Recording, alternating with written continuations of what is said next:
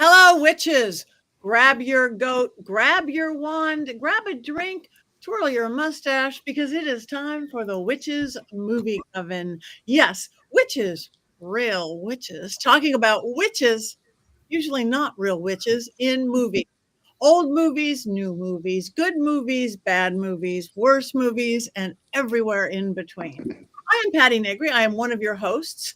You might know me from Ghost Adventures or my Witching Hour podcast or my brand new book, Dollcraft, which was in my hand a moment ago. Wait, this book, oh, Heather's got it. Forward by Heather Greene herself, also a doll girl, a haunted doll, and every other kind of doll girl, my doll sister. So I am thrilled to be here. And I want to pass this on to my family. Let's start out with Richard-Lael. Hi, I am Richard-Lael. Richard-Lael is one name, not two. If I were just Richard, I would be a.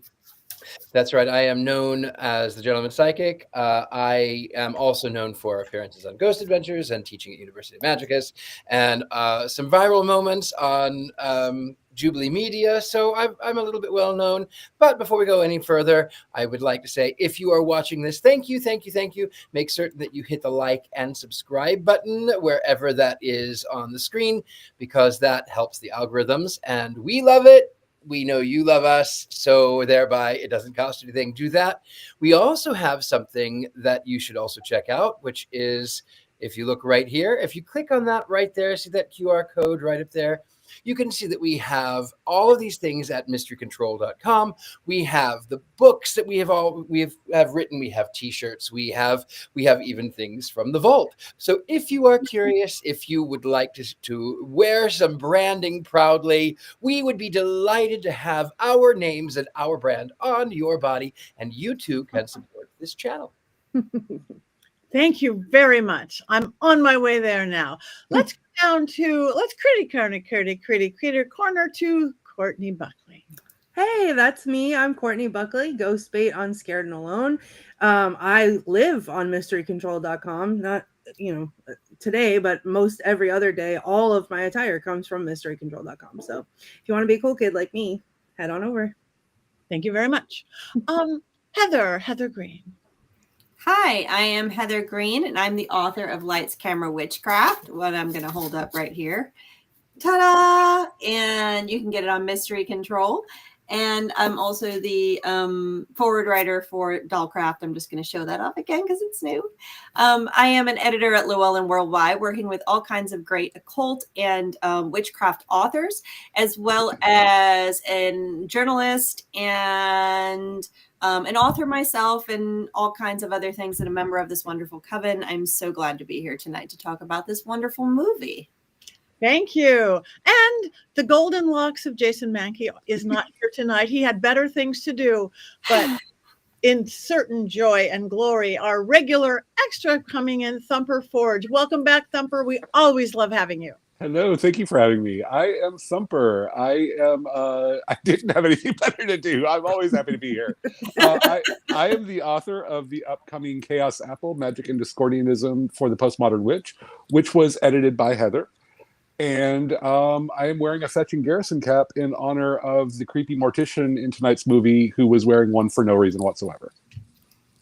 Thank you very much. All right. Tonight's movie, I'm plugging in things here. Tonight's movie is called Daughters of Satan. Yes, indeed. Daughters of Satan. It is from 1972, and it actually stars Tom Selleck. I do believe it may have been his first starring role, but that's not my department. I'm going to pass that down later. But yes, I look at this picture. I don't believe in all my years on this planet and watching movies and television, I have ever seen Tom Selleck that young before. And in seeing Tom Selleck that young before, he looks exactly like my second husband. I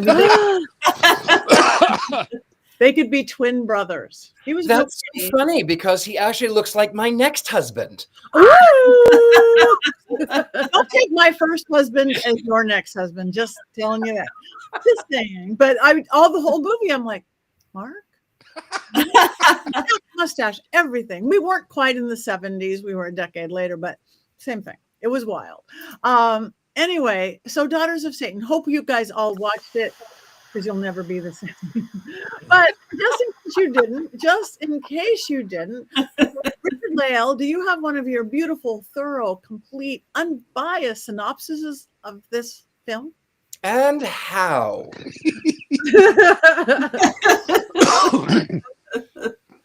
So, Magnum PI has a fever dream on Fantasy Island. Just to set it up, that's where it begins. That's where it begins. The simple plot line is this. An art dealer goes to Guam to find an ancient tapestry to sell to a museum. Meanwhile, he's there, he encounters ninjas for some reason that really have no other plot line, just ninjas. He just encounters ninjas who advertise cigarettes from the back of a truck. Why? I don't know. However, along the way and on this journey, he encounters this antique dealer who is address is 666 something or other. And this antique dealer has a painting that depicts 3 beauteous women engulfed in the passions of flame, and their dog too. I'll get you, my pretty, and your big dog too. Anyway, he brings the paint, he buys the painting, brings the painting home, and the wife becomes obsessed with it because it looks like me. Oh, and I forgot to tell you something.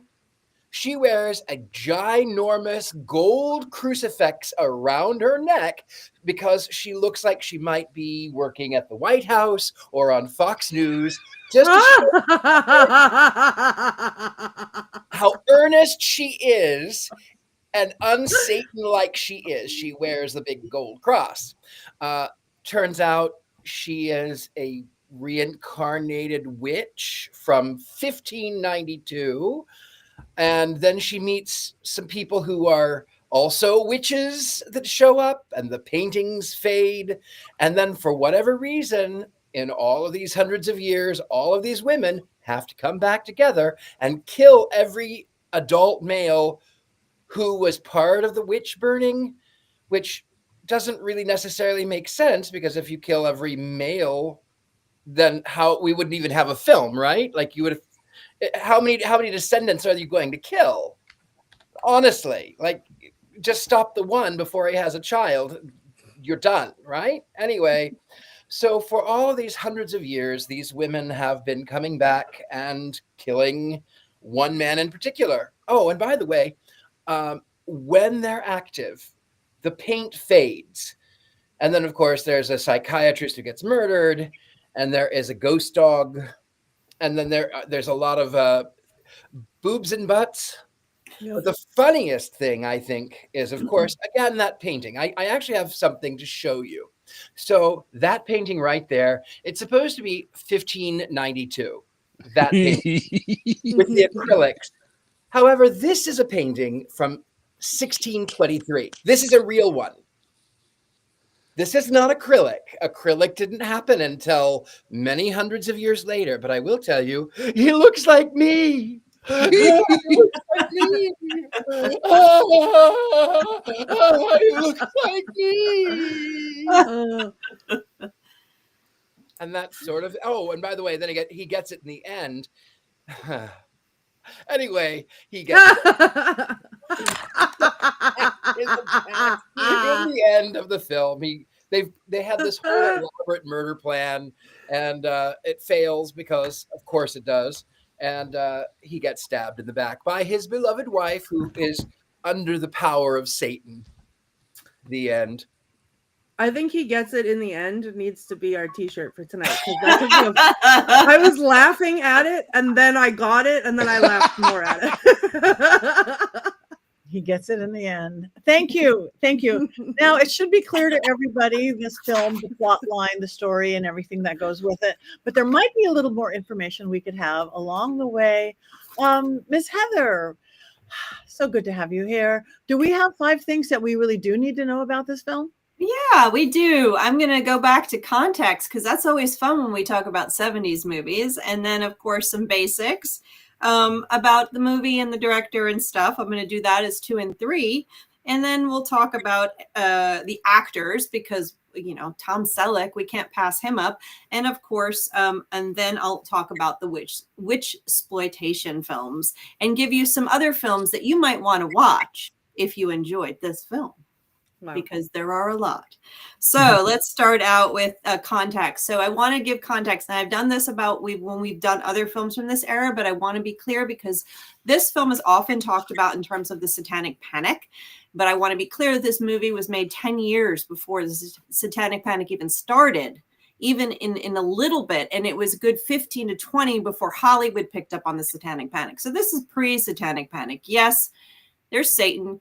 Yes, there are witches worshiping Satan. But this movie was made during a period of time when the occult was booming, when it was popular, when witchcraft, as we know it today, modern witchcraft, first emerged on the scene in any type of public venue. Books were first published in the 70s. Zines were becoming, the witchcraft community was emerging in the United States at this time and very accessible to Hollywood writers. So they weren't necessarily practitioners, but the material was very accessible. And there were some people that were. On top of that, you also had the emergence of the New Age movement. You had other types of cultural movements. And of course, Anton LaVey and the Satanic and the Church of Satan. And so there was a ton of occult stuff going on at this time, emerging alongside all of our cultural movements. Can you guys see me? Yes. Okay, yes. My screen is completely black now, so I have no idea what you guys are doing, but I'll keep talking as long as you can see me and hear me, that I'm going to keep talking. So so that is the most fascinating part about this, is that this movie came out at a time, and it was part of also, and I've talked about this before, is that this was right after the period of time when Hollywood stopped censoring its movies. The censorship was gone. The rating system was here. So I like to say, when I do talks, is all hell broke loose.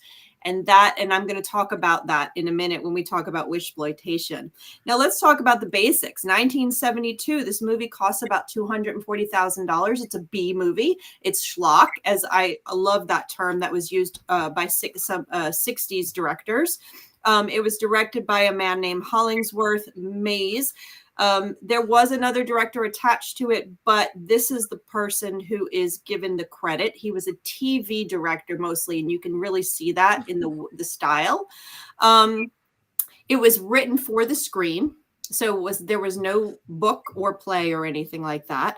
And what's interesting about this is that it was part of a double feature, a UA double feature, United Artists. So double features were pretty popular back in the 50s, 60s, 70s. Hollywood always was doing things to draw people to the movie theater rather than sitting in front of their television. Double features were one of the ways to do that. And I think there was a line in Rocky Horror Picture Show about double features, wasn't there? Double feature picture show. Yes. Mm-hmm. Am I right? So Yeah. double features. Heather, yes. Heather, you're frozen. Okay. We can hear you. We can absolutely We can hear you. Yeah, but your It's picture. okay. It's okay, because Richard-Lael is moving for you. Hang on a second. Let me see. My screen is coming back. So let me see if Oh no, the daughters of Satan took her. Oh, she faded from the picture. Oh my God, she's coming to life as a witch. Oh no. She's being reincarnated. There am I back? Yes. Yay. Okay. I don't know what just happened right there. That was the weirdest thing. My screen went completely black. I kept talking. I couldn't tell what was going on. You guys could have been doing all kinds of weird stuff. We So were. Yeah, We no, were. the paintings of 1592 are the Zoom and whatever screens of 2025. Right. Exactly. And so I'm going to jump right back into that, because the double feature, which I was talking about, was like the binge watching of today. So you go and watch multiple movies. So this was a double, getting back to what I was talking about. This was a double feature with a movie called Super Beast. That sounds exactly like something that Courtney would love. Super and Super Beast was directed by the brother of the producer of this movie. Daughters of Satan. These movies were done, they're schlock, but I think I have a sense that it's fascinating. I have a sense that these movies were not done to be schlock necessarily. They were just low budget horror movies, and they tried, and you can see that with the way they presented the certain things. There was some low budget stuff going on. It was filmed in Manila, which you probably can also tell from the movies. They had various Filipino actors in it, and which is going to lead me to, the next thing, the actors. So let's start with Tom Selleck. How about it? Everybody ready? Tom Selleck. Anyone ever hear of him? There he is on the screen. Woo! I think him and his mustache are quite famous. He was born in 1945 and made his fame through Magnum PI. And the fascinating thing about going through all of his filmography and appearances is really Magnum PI is his big thing. This was his first starring role in a film, not his first role. He had bit parts before in features and TV and commercials. His first TV appearance was actually on The Dating Game in 1965. So, Patti, if you want to see him younger, go look for that episode of The Dating Game, and you'll see him even younger. Okay. This actually, when I watched this and I didn't realize he was in it the first time, I was like, oh my goodness, Tom Selleck. You can find a lot of these B-movie horror films have some of very famous actors in it that will surprise you if you look back. And I've got a few others maybe for the future watching on that regard. He was also in a number of, as I said, commercials. There he is. The Dating Game, 1965. Look at him without his stash. That's not him. But what's interesting is that as famous as he is, he hasn't done as much as I expected, and he hasn't been in too many things more recently, which is curious. He was in Blue Bloods, and I'm just losing my screen again, so I'm probably going to freeze. And Jesse Stone, a bunch of TV movies that he's part of the producer of, which I don't know much about. So please just stop me when I'm frozen and I'll try to get back. I don't know what's going on with my computer. You're fine now. Okay, well, some of the other actors, you have Tawny Guthrie, one of the witches. She was in Postman Rings twice, a big movie from 81, but it was a bit role. So she was in a bunch of TV's Gunsmoke, Bonanza, Dragnet stuff all throughout. Bara Grant, these are just, they weren't in that much. Let's just put it that way. You have Paraluma. She is considered the Greta Garbo of the Philippines, which she played one of the witches as well. And she had been probably the most famous of all of the ones. You have the other two men in the film, Vic Silan and Vic Diaz. Those were also Filipino actors that usually played villains and would appear on foreign films as well as American films. You didn't have a big, well-known cast. Tom Selleck is really the only reason this film probably survives. Am I frozen yet? Yes. Yes. Okay, you guys, come on. Covering it. Covering it. We've been, Okay, yeah, wait, we've been- it's coming back again, so hang on. I'm going to appear again. We all took turns being you, Heather. It's okay. We got it. Yeah. We covered Okay.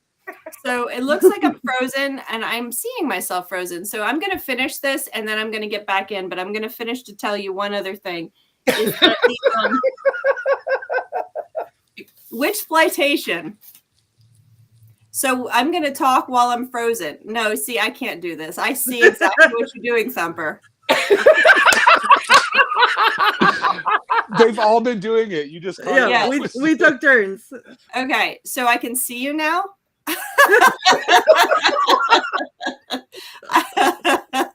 I love technology. Okay. So do you want me to continue? Yes, please. Okay, so I will continue and you guys can continue mouthing the words here. So basically, I'm going to talk about witchploitation. So witchploitation, I can't even watch this. This is tough. So I'm going to look away now. So witchploitation was, as I said, when Satan... oh my goodness, I'm turning around. I can't look at this.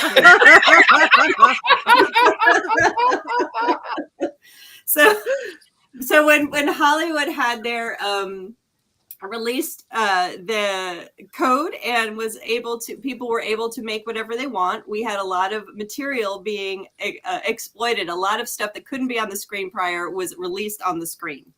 And this included a lot of occult material, which was not permitted beforehand. So we have this thing called exploitation films. I've talked about it before. I'm reiterating. We have at this point witchploitation, which is, as I always say, Satan pretty much broke loose all over filmdom. So you have a ton of films like this. Some of the best and worst films of the early 1970s are witch films, and some of the best films that we watch and worst films come from this early part. So I'm just going to give you a few other films like this in case you enjoyed this movie, because I know there's some people out there that absolutely enjoyed this movie.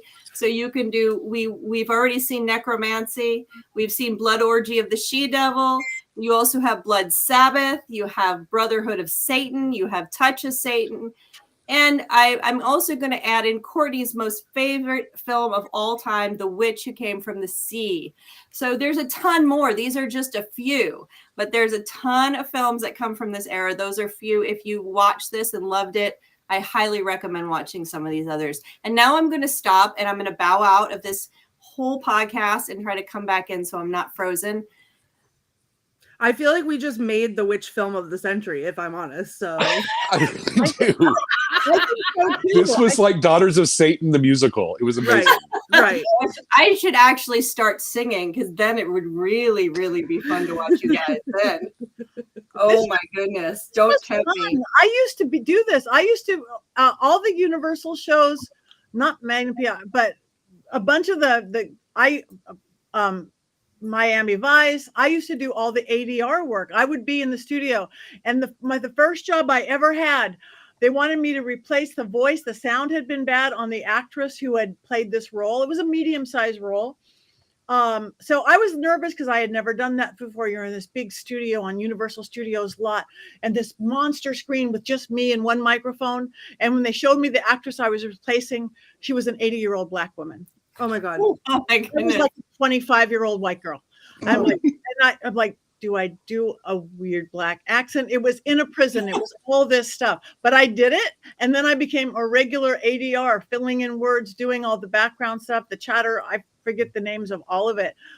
That's why I did all those 80s shows doing exactly that. I've definitely lost the talent a little bit, Heather. You've got to keep doing this, freezing up so we can get better at it. Right. Well, it's convenient because I'm pretty sure that exact thing took place in this movie. I'm a weird person, and when I watch like movies or TV or anything, I watch people's mouths when they talk, and like I hyper focus on it weirdly. And if their mouth is weird or does weird things, I cannot. That's it. I'm hyper focused. I can't get away from it. So like there are certain actors or actresses that I cannot watch because their mouths move weird and I can't watch anything that they're in. And that also goes for when like the sound is just out of sync or like something like that. So one of the later on in this movie, like the other witch person, the Spider Woman Mommy Satan, who was whipping people in the beginning when she came back, her voice when she was talking to Tom Selleck was like there she is, just like a half fraction of a second like out of sync, and it drove me up a wall. But I think that that's what someone did, because he sounded different and she sounded louder. So I think that that's exactly what happened. So convenient that this would take place while we're discussing this movie, and I noticed that. Thank you. And the costuming. I mean, the 70s stuff, watching the dresses, the wife's dresses and stuff, but nothing beats the satanic leotards, 1970s style, with crabs on the breasts and lobsters on the crotch. Is that what it was? Because I thought it was Spider-Man. Crabs on the breast and lobsters on the breast while you're BDSMing. Yes, isn't that crabs and that's the best I could make out. She's got crabs. Yeah, she's got crabs. Yeah, that's what does that have to do with witchcraft? That was the funniest thing to me. Does Manila have like a burgeoning seafood industry or something? Like, because I spent a lot of time trying to figure out why Or just maybe they just found that somewhere and they were like, this looks witchy, and just threw it in. It doesn't look witchy at all. It looked like Marvel. It looked like this is, or whoever Spider-Man is, but this is where they got the inspiration from. That was this movie. And then they made Spider-Man's costume. Yay, you're back. Welcome I'm back. different. But you know what I thought, not even about the movie, but we looking at movies in the 2000s and beyond, and modern movies, you look at movies in the 70s, how different actresses' bodies are. Mm-hmm. We're like a different species. To get naked on the camera now, to get naked on the camera then. I tell you, I have been obsessed since I was a little boy. I have always wanted a 70s body. And one day I might have one in the back of my trunk. Yeah, get it. Yeah. So that was amazing. And it's funny with Heather, it's like, to me, that's the thing about it's the boob. I don't think there was as many butts, but the boobs, opening with boobs, it's all about boobs, real boobs. So it's amazing to see real boobs and natural boobs. But the costuming did me in. The thing that also that was weird though is like, why did she have to have this mental disease? Just so does witchcraft always have to be tied in with, is it mental disease or is it witchcraft going on? Crabs and is it scorpions for astrology? Cancer and Scorpio.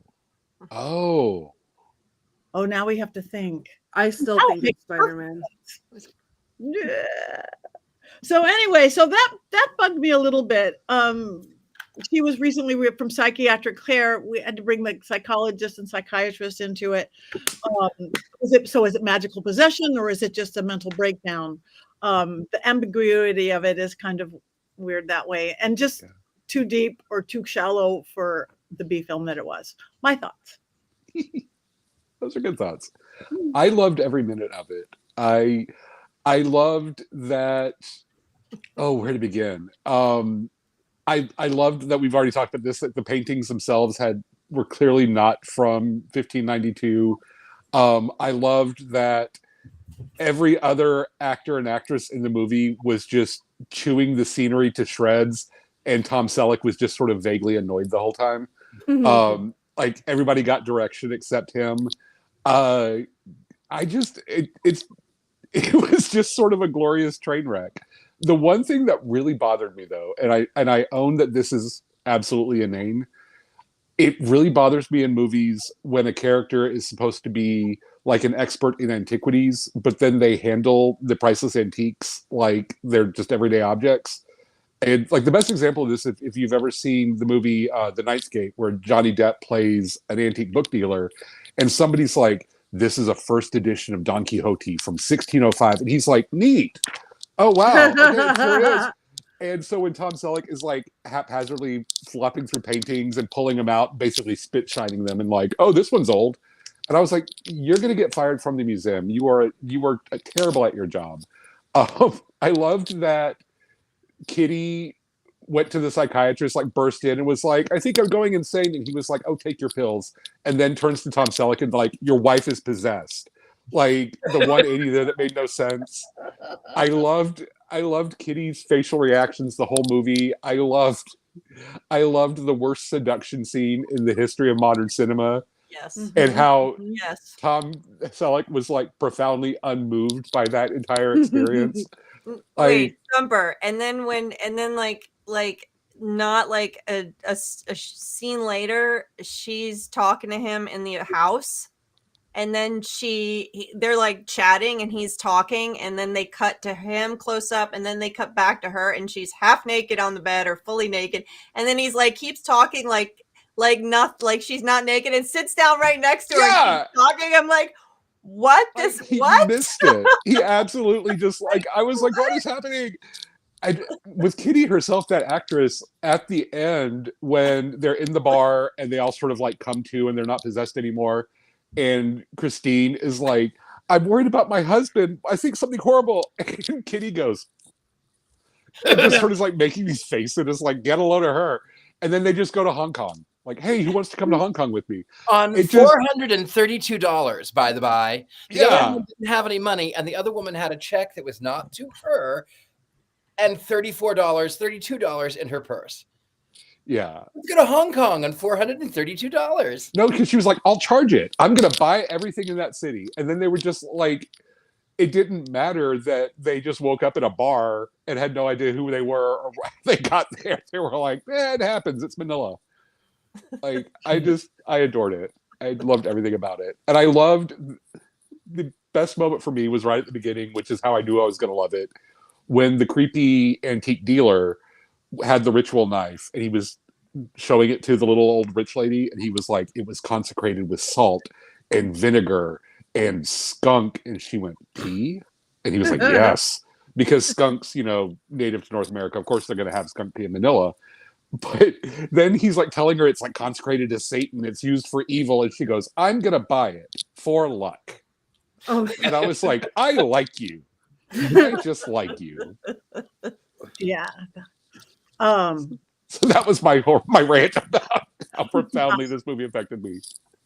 I was say I liked it. Don't think just because I had issues with it, I liked every second of it as well. And there is not too much dog cruelty, even though it's like, why are you locking him in that shed again? Does he have water in that shed? I'm not sure. Does Nicodemus, the Satan dog with 666 and a scary collar who came out of the painting, does he have water in that shed? But I didn't hate it because I didn't see dog cruelty. Yeah. And Nicodemus could transmute into some kind of spider and crawl out anytime you wanted to. This is true. He was in no real danger. That's what happens with all familiars. They all turn into spiders whenever they want to. Praise Satan. Yeah. Although, Patti, to touch on something you said earlier, there is a long-standing trope in films of witchcraft makes women crazy. And so they're like the movie, if you've ever seen Beautiful Creatures, it was a novel and then it was made into a movie. And that's sort of the plot, where there's this sort of like family of witches, and the male witches are fine, but when the women witches turn 18, they go crazy and evil. And so there's that, like, if you let the women be unchecked and you let them, think for themselves and vote, they will turn to Satan and destroy society. Okay, but to me, Great. that I get, but it looked backwards. Like, is it crazy or is it witchcraft? Not the witchcraft turned her crazy. I'm not sure, but yes. I think what turned her crazy is that damned crucifix around her neck. Hey, you left your crucifix in the car. You ought to be more careful, he says. Oh, come on. How could you? She didn't know that she wasn't wearing this around her neck. The maid had her take it off. The maid who showed up and was like, I work here now. I'm here to help you fulfill your destiny. Oh, you mean she makes her own rules. Juanita? No. What was her name? Juana.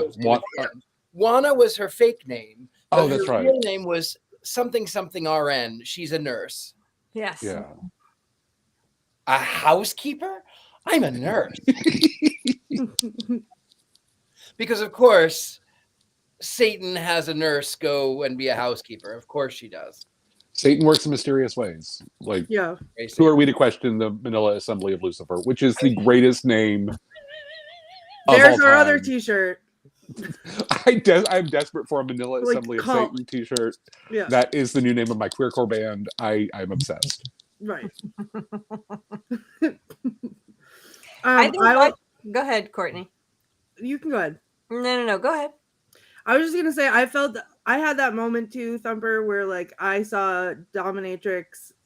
I'm sticking with Spider-Man mommy whipping someone in the beginning, and I was like, oh, this is where this is going. And I was like sat and ready to watch it. And as soon as they put it was like, oh, here we go, witches being burned, but then it was not Salem 1692. It was Spain 1592. And I was like, you know what? Okay, I'm here. I'm in it. Like, I'm not even mad. So I was paying attention. I loved it. Their chemistry was, to me, very natural. Like, usually I don't believe it ever. And this time I kind of did. And I got a little bit lost in that. And then especially when she was trying to kill him.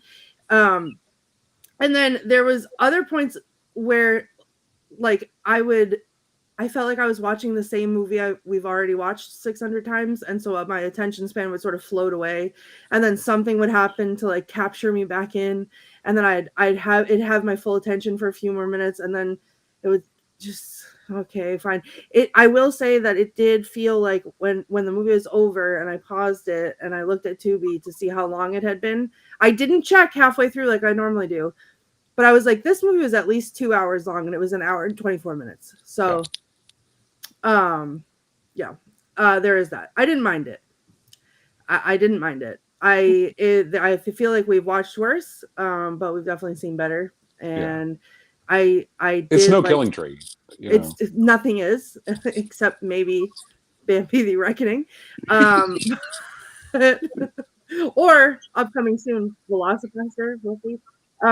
But no, I feel like of all the 70s movies that we watch and all the times that I complain about all the 70s movies that we watch, this one was not the worst. So it had ninjas. It had ninjas and revolutionaries. What I don't understand. Velocipaster. What? What? I just gave it away. Ninjas and Velocipaster? Yes. What I'm going to go back to the point where, so he's escaping these ninjas. He walks in and the antique dealer is stabbed through the heart. And he's like, hey, are you okay? And then he pushes him back and he's like, oh, stabbed through the heart. And then he picks up the phone as if he's going to call, and he pauses like, what is the number for 911? And then the other ninja comes out and chases him. And then he's running through the streets and he jumps in the back of this truck with cigarettes, cartons of cigarettes. And he's throwing these big boxes of cigarettes, branded cigarettes. And these people, and it's not like it's a big truck. It's like a pickup truck. And they just keep driving. Like, they don't know that not only is there some guy in the back of their truck, but he's throwing their cargo at ninjas. I feel like everyone in that scene, like all the pedestrians were like, this again, Manila. What are you going to do? When I watched back when I was writing my book and I got to this period of time and I had the joy of being able to watch these type of movies back to back. I mean, it was 2 a day. Is it going from one to the other to Warlock Moon and Touch of Satan and Satan this and Satan and cheerleaders and everything. I mean, the whole from 1968, 9 all the way through the early mid 70s. It was such a joy. It was, and a lot of them bleed together because it's a lot of the same over and over, just different situations. I think this one stood out because, and I think that's the only reason this one kind of has had the legs it has is because Tom Selleck's in it. So it's given that reason, but it is a lot better because I think it's simpler. I think that some of the movies get so convoluted and they get so twisted around like all the things they're trying to do that it becomes a snore or becomes ridiculous. This one is ridiculous, but it's very simple. It's like these women, these old 300-year-old women are coming out of the painting to kill the guy. And then you have a few other characters. You have the guy that knows what's going on. He's in every witchcraft movie. You've got ninjas and a few other things. It's very simple, but it is still ridiculous. But I think I enjoy this one a little bit more, like everyone said, because it is simpler. And I agree, the chemistry between the two main characters is definitely there. You can see it in that image, the way that she's looking at him right in the eyes as they kiss. Yeah. There's really no chemistry between the naked girl with the main girl. What's her name? I can't remember her name now. Kitty and Tom Selleck's character James, because that was the funniest thing. That scene right there that we're looking at, that made me laugh. They turn around and they show her and she's like, how'd you get undressed so fast and get in the bed like that? That was very quick. Well, even moments before, she was like right in his face going, you think you're going to seduce me, but nobody can seduce me. And she was like running her fingers across his face. And it was just she did the whole like weird. Did the whole thing. That was the worst seduction scene ever. I was laughing hard at that one, but I did enjoy this one to a degree. I think this one stands out, and I don't know if it's a painting or what, but it definitely stands out. I want to talk a little bit more about that painting because it was such a beautiful work of art. This is right up there next to velvet paintings of Elvis. It did seem very velveteen, didn't it? It's very velvety. It's almost as good as dogs playing poker. Almost as classy as that. Just almost. Listen, I have to say Looking for too. you? What? I was going to say, should we be looking for a copy of it for you then for Yule this year? Yeah. Maybe I'm an artist. Maybe I will. Maybe I'll paint it. It was so good. You should put us in it. Yes. Oh, Yeah, that's what I was Dibs on just gonna Nicodemus. say. I want to be the dog. What I was just gonna say is that if a man brought me a painting that depicted someone that looked like me burning at the stake in 1592, I would not react the way that she reacted with the dramatic, like, oh my God, no. I would be like, yes, like, oh, this is the best gift ever. Yeah, but that's you, Courtney. You're the Right. one. But we don't, But but who? but okay, if he is this art dealer again, that Thumper, what you said about the art thing being weird, I noticed that before he got to the paintings with the tapestry. Let me pick up this tapestry. Oh yeah. Right. It's not real. But why would a guy who knows his wife has mental problems and mental issues buy a picture that because it looks like his wife being burned at the stake? He had to justify it, like, I don't know why I'm buying this. I'm drawn to buying this. We have a reason. I shouldn't be buying this, but I don't know. That I lost it a little bit there. But I did like the relationship. In a way, for me, that's part, because I agree. The relationship felt very natural to me. Yeah. And I think part of it was they had like a constant low level of frustration with each other that felt very normal in a relationship. Yes. But also, oh, hey, I'm going to buy this painting because it looks like my wife's being burned at the stake, not making the connection that the wife might not appreciate that is a very, just struck me as something that would happen to me. Because I've been the person to give somebody the very thoughtful present and have them go, what? Like I don't get picture this. of a What are you roach? thinking? Like a picture of a roach? Yeah, but that was different. That was that was our special bond. That was our special bond. I'm teasing you. He sent me a picture of a roach on a tarot card. With the night with the I'm sorry I jumped in on you, Courtney, but it's just like your reaction to getting a picture of Lillard like that is probably going to be different than most people's. So, Richard-Lael, when you do the pointing of all of us, make Courtney the star. Right. Yeah. I'll be burned. I volunteer as tribute. I'll be burned at the stake. Also, I don't think most people's reaction is to run screaming across the room and then also hold up a weird mirror. Like, you know what you look like. So holding up a mirror next to it and like losing yourself in the painting, it was wild. So I was like, I wish I like future suitors, When if you would to woo me. I love that the figures fading out of the painting was like the least of everyone's concern. Right. And they're like, just like, they're like, oh yeah, like, oh, the dog's gone. Oh, now this dog showed up. Oh, hey, that another witch disappeared.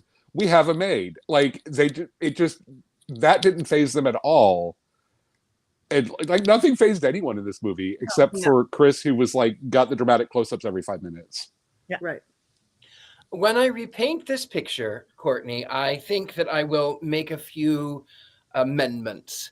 I will make it more historically accurate, and I will move it from 1592 to 1692 Salem, because we know that witches got burned in Salem. Right. I see. And now that I will hang on my wall and curse every day of my life.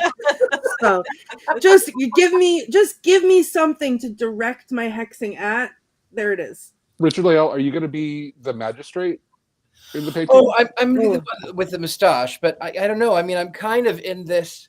I'm kind of already in that painting. That's true. There's the hat. You have the hat going. I do have that hat. You can make Jason the magistrate, and then we won't. We'll pretend that it doesn't look like him. Jason, what are you talking about? Jason is the one with the thigh out, I think. Oh, there you go. Jason showing a little leg. Yeah, yeah. And look at those stones. Look, go back. Look at this. Look at these. What? Those are dolphins. Also, the person there with the torch. Mm-hmm. It's a little. It's a little sus the way we're holding that. I just kind of noticed it. He's flaming. He is flaming. He gets it in the end. Also, And can we talk about that dress too? Someone says. Oh yes, that was our producer Rob. Yes, that dress. That Looks- patchwork tablecloth. Oh, so 70s. That's so early 70s. It is. That was classic for that era. Do you know what I more than the dress? The one thing that made me cringe in the entire movie was, okay, so yeah, they're living in Manila. Yes, he's an antiques dealer. Yes, he has questionable taste in art. But inside, you walk into the foyer of an okay, decent house. There's clearly some money involved, and there is a plaster statue of one of the Greek goddesses, and it's white and gold, and it's on this sort of Corinthian column, and is so tacky. I mean, it looks like it belongs on the patio at Mar-a-Lago. No. So That's also very typical when you see 70s homes. There's so much tacky in the 70s. There's so This many is very true. very cool things that came out of that decade, but there was so much tacky stuff, especially home decor, in my opinion. I think now we look back on it and it seems very kitschy, but at the time, like, oh, I'm old enough to remember some of it, and just like, ooh, I don't know what anyone is thinking, and I'm 5, and I don't know what anyone's thinking. I guess really every decade has that, because we could say the same thing about the 80s, but that's for another movie discussion. I do have to say that a friend of mine is watching Daughters of Satan as we speak, and on my screen, I'm getting basically the equivalent of live tweets as he goes through it, and he just made it through the seduction scene. Yes. And I can't repeat the things that he is saying, but he is very much concurring with our assessment of that particular moment. I love that seduction scene. I mean, I have used that trick so many times. I mean, it's just like, hi, I'm not going to seduce you. You can't seduce me. Don't try to seduce me. Really don't. But I will say, between witchcraft and the leather community and running a spicy shop, I have spent a lot of time just having casual conversations with naked people. So that part felt very normal to me.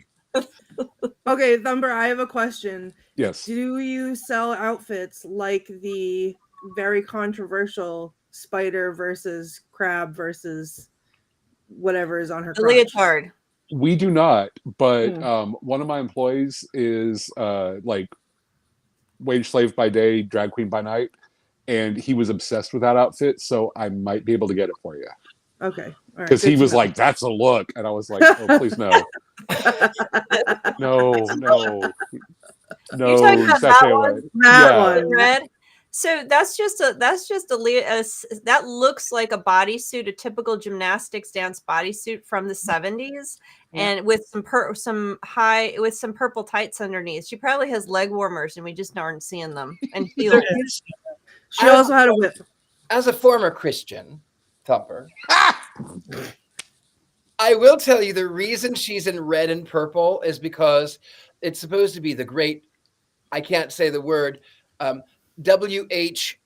Orr of Babylon. Oh, okay. Who is clothed in scarlet and purple, and that she is drunk with the blood of the saints. That's why she's oftentimes in classic films, you'll find the villain is in red and purple.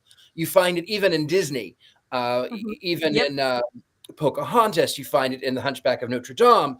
The villain is always in red and purple. Because that's true. You have the Wicked Queen is red, purple, and black, and Ursula's purple and black, and Maleficent, purple, red, and black. It's the same color scheme. You're absolutely correct with that. That's really cool.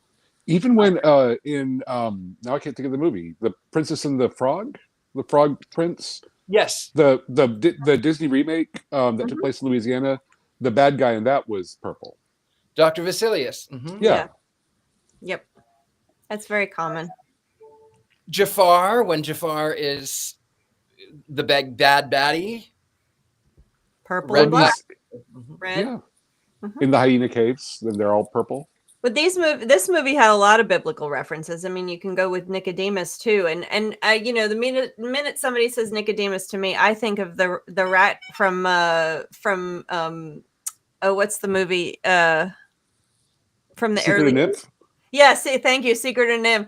That's Nicodemus to me is the king rat or the top rat in that, but it is a biblical name. Between that movie and Watership Down, like those two movies are the reason everyone of our generation needs therapy. Yes, 100% Thumper. Absolutely, Watership Down ruined me. Oh yeah, like I was all in up until he got Violet, and then I was just crushed. Oh, I was like, oh, the world is not a safe place.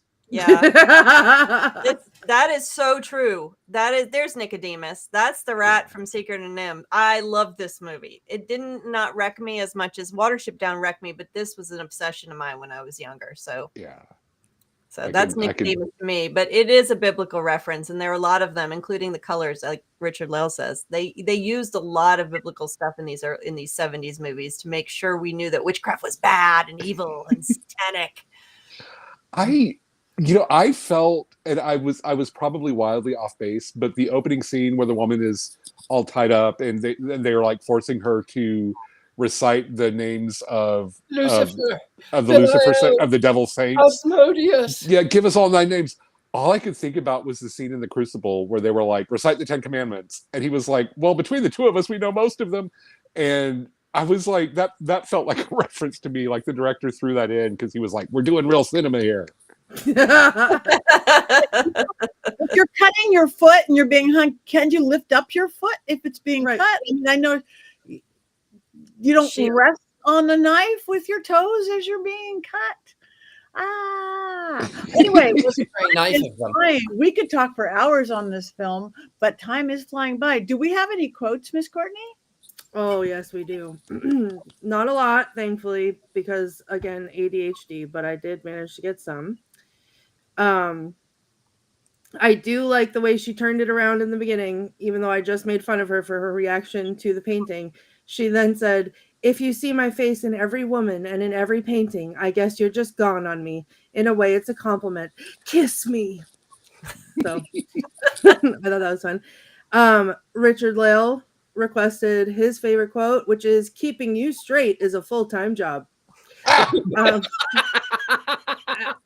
And then probably my favorite part of the whole movie was, for no reason, like why this man was photographing a corpse is beyond me, but while he was photographing the corpse, he was dancing around, he was singing a little song, and the little song goes like this, and I'm not going to sing it because I can't remember it, but blessed is the bride that the sun shines on, blessed is the corpse that the rain rains on, oh, she lays there in the midnight air, and the wind blew up her nightie, and a moon lit the nipples of her tit, oh, Jesus Christ almighty, la la la la la la la. As soon as he was like, the wind blew up her nightie to the corpse, I was like, I'm calling someone. I'm going to report whatever is happening because I feel uncomfortable. So there you have it. Those are my quotes. I have a quote. I have one more. It made me laugh. One more quote. So speaking of Nicodemus, and I forgot about this until anyway, when he says he goes looking for the owner of the dog, Nicodemus. He's like, do you know a dog's owner named Nicodemus? And the man says, Nicodemus is an awful name for a dog. Dog should be named Rex or Spot. And then Mary Jane's dog as a girl was named Nicodemus, which made me laugh. I love that name. I do too. And it's also a Greek name, which is weird that it was in Manila, but that's just me. My favorite quote was when Kitty was, attempting to seduce Tom Selleck's character by talking about the dead psychiatrist who exploded. And she's like, isn't it sad? He's dead. And the way she said it, I was on the floor rolling around. It just cracked me up terribly. Isn't it sad? He's dead. And then she made a face and touched him. Thank you. Those are Thumper, are you doing our Mankey movie moment this week? It occurred to me at the very last minute that I should have like a Forge's film fantasy or something, and I didn't get a chance to put one together. Oh. But next time I'm here, I will have something that will make Jason Mankey very proud. Okay, beautiful. Okay, then we're not as rushed as we thought we were. Do we have anything else to talk about this beautiful film other than the leotards? Why did they kill the guy who ran the antique shop? That never didn't make sense to me because he was in the Manila Assembly of Lucifer, and then they just killed him. Because it's 1972, and They had to have a body count. I gotcha. Maybe the ninjas like missed the first time, and they were like, "Ooh, that was." Oops. Hate it when that happens. Covering their tracks because he knew about it, so they got to cover their tracks. Oh, okay. He had What the was little. with his hair? What was that? What was that hair? Yes. Oh, Richard. Oh, Oh, there you wow. go. wow. There you go. Oops, it curled up. It curled Oh, up. It'll always curl up. But you can pull it Oh, off. my God. There's my special guy. Super good. Yeah, that's an interesting look. Oh yeah, he's got him on the sides too. You could do that whole look, Richard-Lael. So much. yeah. I mean, I could, but I don't. I shaved it all off on the side, so maybe I'll just curl my small sideburns. Maybe, I don't know. Anyway, well, I guess we're moving on. We have a couple minutes left. So now what we do have to do is vote. Everybody, you guys have been great in the chat room. We've been watching. So wands up or wands down for Daughters of Satan? I'm going to hold it up like the priests do, and then I'm going to spit on it. Don't hurt yourself, Richard-Lael. Yeah, please. We don't want you to be smited or smote. Up. We are unanimous up. That is actually rare these days, I must It say. is. Knows what a fine film this is. Again, it was a little talky, but I loved every second of it. So that is good. Wands up from Scared Alone. Ray and Angel Queen, wands up. Up for Kevin. Robert, jump in here. Robert, wearing your necklace. You can't see, it's all too low. Robert, Heather and I has the Robert necklaces on. Thank you, Robert. Thank you. Yes, you can buy us. You can buy all of us. We'll vote however you vote. No. One's up for a movie or too wasted to remember. Colin, I saw you saying this movie should have been high for. I'm with you on that one. But I loved it anyway. Speaking of wasted, many years ago, I had this movie on DVD. And the thing is, I quit drinking about 13 years ago. And the best part of that is I watch movies now that I've seen before, and it is a whole new movie. And so this one was quite wonderful. I was like, oh, it's even more terrible than I thought it was. And now I'm so happy. So wands up, Mary Jane. Wands up, Love Ridiculous. So this has been unanimous so far. Is there anybody out there with a neutral or a wands down? Or is this the first wands up across the board movie we have ever done? I'm going to say mine is a very reluctant wands up, but it's the best. Yeah. It's the best out of the 70s movies. And that's why I'm finally giving one a wands up. Beautiful. Exactly. Okay. Only because of that scene right there. Yes. Right. And the painting. I love the paint. And the painting. The dominatrix in the painting was great. So. Yeah. And the No Salem. Wands up for Spain. Wands up. Wands up for Spain. Oh, and Daughters of Santa. That's the one I watched by mistake. No. On Cornhub. I watched that one on Cornhub. Uh-oh. Right. Anyway, do we know what movie we're watching next week? And Night Books, 2021, I believe, is what it's from. And that's all I know. I do not know what movie it is, and I do not know who recommended it, but I think it was someone in our chat coven that wanted us to watch it. So it's on Night Books 2021. I believe someone said it's on Netflix. It is. I just looked. Okay, Night Books, you guys watch it, vote, and come back next week. Does anybody have anything coming up in the next week or two that they want to talk about before we go? I've got nothing in the next couple of weeks. I will be at October's bookstore in November to promote the launch of the Chaos Apple. You can find me everywhere, all social media at Fivefold Law. And my friend who was watching the movie instead of this video cast just texted me and said, "Oh, they got my man in the end." So I see. Let's hear it for Witchcraft. All right. There Night. it is. Okay. Night books. Night books. So none of us know what it is. That'll be interesting. A first for all of us. So you guys come back next week. We have one more thing to do, and that's cackle because we're witches. 1, 2, 3. Yeah!